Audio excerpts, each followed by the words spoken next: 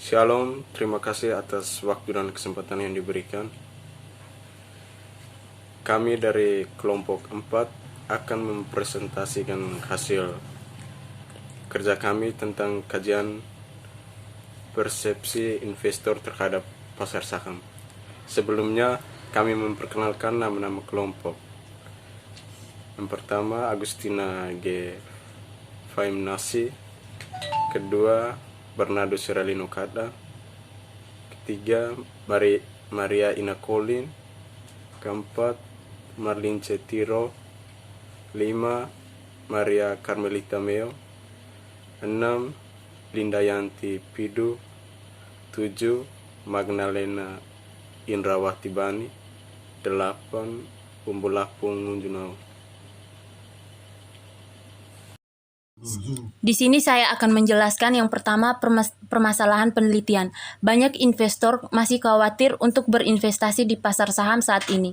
Bahkan berinvestasi di pasar saham menghasilkan keuntungan yang besar. Alasan ini bisa menjadi volatilitas saham pasar. Oleh karena itu, penelitian ini berfokus pada persepsi investor terhadap pasar saham di wilayah geografis yang berbeda. Yang kedua, persoalan penelitian. Ketika investor tidak mempercayai perusahaan, saham perusahaan dapat terus menurun dan dapat berdampak pada perekonomian suatu negara. Secara khusus, saham yang tidak dihargai di suatu negara dapat menyebabkan semua kegiatan ekonomi terhenti dan perlu usaha untuk menghidupkannya kembali. Yang ketiga, tujuan penelitian. Tujuan dari penelitian ini adalah untuk menguji persepsi investor terhadap pasar saham karena tidak ada bisnis yang dapat berjalan tanpa mempelajari persepsi dari investor mereka. Karena itu, istilah persepsi dalam penelitian ini mengacu pada berbagai tindakan yang berhubungan dengan penjualan saham kepada investor. Berikutnya, grand teori pasar saham terjadi dari interaksi sekelompok pembeli atau investor dan penjualan saham atau perusahaan yang mewakili kepemilikan bisnis. Ini termasuk sekuritas yang tercatat di bursa efek publik di bawah pengawasan pemerintah. Oleh karena itu, pasar saham telah menjadi daya tarik dan investasi yang menguntungkan saat ini bagi investor, dan pasar saham yang telah berkembang pesat selama bertahun-tahun dan semakin mendapatkan perhatian karena berkaitan dengan masa depan uang. Berikut variabel dan skala pengukuran. Penelitian ini menggunakan data primer untuk menganalisis investor, perspektif strategi pemasaran yang paling tepat akhir-akhir ini, terutama selama pandemi COVID-19.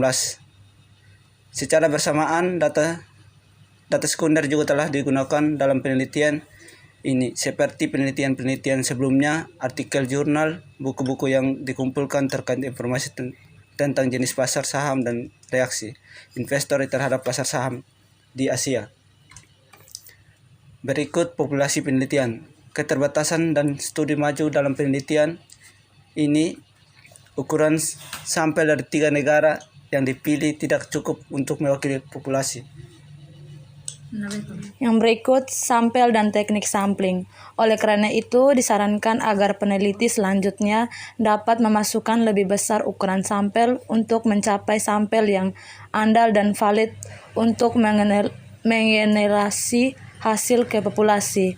Memilih hanya 3 negara untuk mewakili Asia merupakan batas dalam hal ini belajar. Oleh karena itu, direkomendasi untuk memasukkan lebih banyak negara Asia dalam penelitian ini untuk mendapatkan berbagai sampel dan menarik berbagai kesimpulan. Yang berikut metode pengumpulan data. Untuk pengumpulan data dalam penelitian ini, kuesioner online mulai Google Form digunakan. Metode ini dipilih karena kemudahannya untuk mengumpulkan berbagai data dari negara-negara di Asia. Berikut teknik analisis data. Dari data yang dikumpulkan, diyakini bahwa pendapat di kalangan investor tentang pasar saham perlahan berubah menjadi positif. Individu menjadi lebih tertarik pada investasi dan investasi di pasar saham untuk pasar saham juga telah meningkat secara bertahap. Yang berikut hasil penelitian. Berdasarkan hasil yang diperoleh dalam penelitian, diketahui bahwa baik laki-laki dan perempuan sama-sama tertarik untuk berinvestasi di pasar modal. Yang berikut kesimpulan.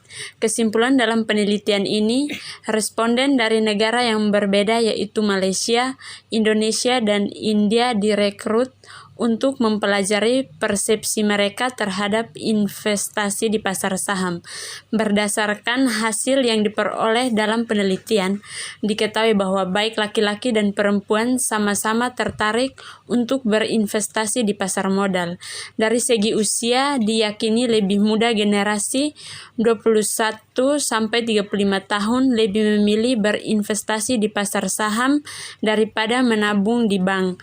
Selain itu, penelitian ini telah menunjukkan bahwa sekitar setengah dari responden lebih suka untuk berinvestasi di pasar saham daripada berinvestasi di reksadana, properti, dan emas.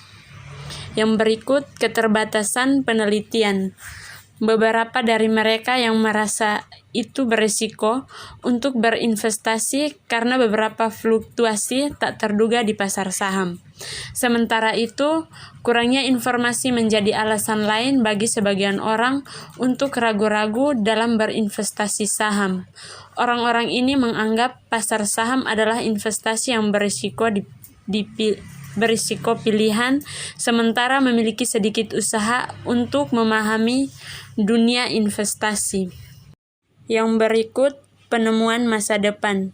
Berdasarkan hasil yang diperoleh dalam penelitian, diketahui bahwa baik laki-laki dan perempuan sama-sama tertarik untuk berinvestasi di pasar modal.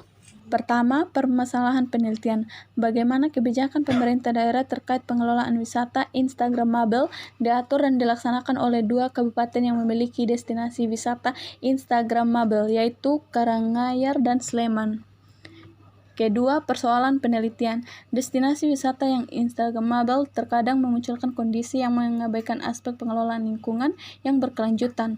Pelaku usaha pariwisata yang mengelola lahan alam menjadi tempat wisata buatan yang Instagramable dan perilaku konsumen yang merusak nilai estetika destinasi wisata adalah beberapa contoh operasional hasil yang ditimbulkan oleh kebijakan daerah terkait pariwisata yang Instagramable. 3. Tujuan penelitian. Untuk memaparkan gambaran dan implementasi kebijakan pemerintah daerah dalam pengelolaan wisata Instagramable dari 2 kawasan berbeda, yaitu Kaliurang di Kabupaten Sleman dan Tawangmangu di Kabupaten Karanganyar. Keempat, grand teori.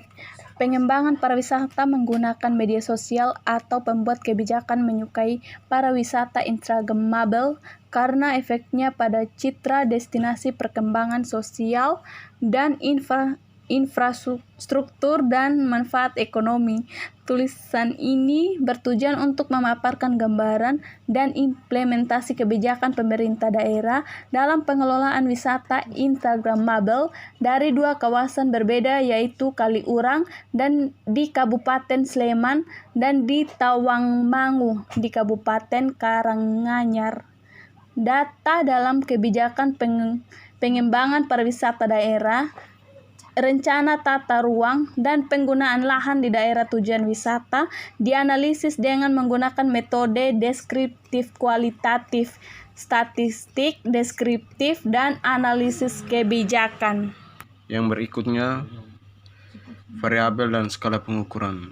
Penelitian ini menggunakan data interval di mana data tersebut diambil dari media sosial pariwisata atau disebut dengan Instastory. Dan materi berikut tentang populasi penelitian. Kabupaten Karanganyar dan Sleman merupakan 2 daerah pariwisata di Pulau Jawa. Berikutnya, sampel dan teknik. pariwisata Instagramable atau yang dikenal dengan instant tourism. Yang berikut metode pengumpulan data. Menggunakan metode deskriptif kualitatif, statistik deskriptif, dan analisis kebijakan. Yang berikut teknik analisis data. Peneliti ini merupakan penelitian kualitatif dengan pendekatan deskriptif. Hasil penelitian. Hasil penelitian menunjukkan bahwa kawasan wisata Tawangmangu dan Kaliurang telah menerapkan konsep wisata Instagramable. Hal ini dapat diketahui dari penggunaan Instagram dalam kegiatan promosi wisata alam dan followers yang semakin meningkat setiap tahunnya. Berikut kesimpulan. Pada pembahasan akademik tentang wisata Instagramable dari sudut pandang kebijakan pemerintahan daerah dalam konteks lingkungan yang berkelanjutan.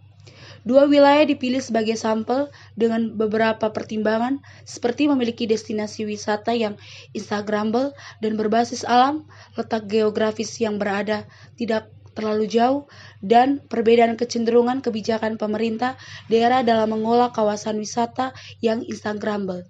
Tersebut adalah kawasan wisata Tawangmangu di Kabupaten Karanganyar dan kawasan wisata Kaliurang di Kabupaten Sleman. Yang berikut keterbatasan penelitian. Pemerintah hanya melakukan penelitian melalui data Instagramable, seharusnya bisa terjun langsung ke tempat wisata untuk meninjau langsung para pengunjung di sana. Yang berikut future research. Pengembangan pariwisata menggunakan media sosial atau pembuat kebijakan menyukai pariwisata Instagramable karena efek pada citra destinasi, perkembangan sosial dan infrastruktur, dan pemanfaat ekonomi ke depannya.